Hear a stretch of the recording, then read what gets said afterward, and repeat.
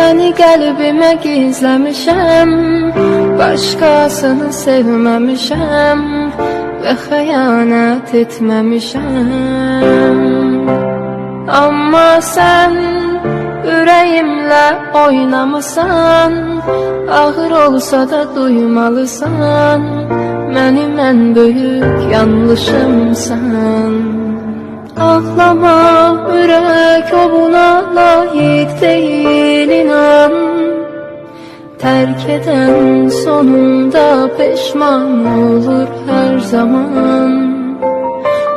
Sənə yaşatdıqlarını yaşamadan, ruhunu alıp gedən deyildir bu dünyadan.